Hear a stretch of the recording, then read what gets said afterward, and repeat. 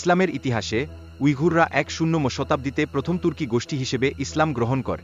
এটি তাদের সাংস্কৃতিক ও ধর্মীয় পরিচয়ে একটি গুরুত্বপূর্ণ মাইলফলক হয়ে উঠেছে। এরপর উইঘুরদের ইতিহাস চীনের সঙ্গে একটি দীর্ঘ সম্পর্কের দিকে ঘুরে যায়, যা ১৮৮৪ সালে কুইং রাজবংশের অধীনে আনুষ্ঠানিকভাবে সংযুক্ত হয়। এই সংযোগের ফলে শিনজিয়াং নামের উৎপত্তি ঘটে। উইঘুরদের ভূমি পূর্ব তুর্কিস্তান নামে পরিচিত। বর্তমানে চীনের আধিপত্যে রয়েছে। তারা নিজেদেরকে চীনের অংশ হিসেবে স্বীকৃতি না দেওয়ায় এটি তাদের জন্য অত্যন্ত আপত্তিকর পরিস্থিতি তৈরি করেছে। তুর্কিস্তান ইসলামিক পার্টির প্রতিষ্ঠা ১৯৯০ এর দশকে ঘটে, যখন তারা আফগানিস্তান ও পাকিস্তানে তাদের প্রভাব বিস্তার করতে শুরু করে।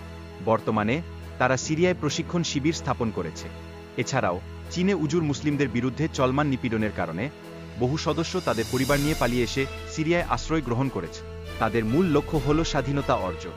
তুর্কিস্তান ইসলামিক পার্টির সদস্যরা দীর্ঘদিন ধরে চীনা কমিউনিস্ট পার্টির বিরুদ্ধে লড়াই করে আসছে। দমনপীড়নের ফলে ১ মিলিয়নেরও বেশি মানুষ পুনঃশিক্ষা শিবিরে পাঠানো হয়েছে। চীনের কমিউনিস্ট পার্টি অত্যন্ত কঠোরভাবে দেশ শাসন করে এবং রাষ্ট্রের বিরুদ্ধে যে কোনো চ্যালেঞ্জের প্রতি শূন্য সহিষ্ণুতা নীতি অনুসরণ করে।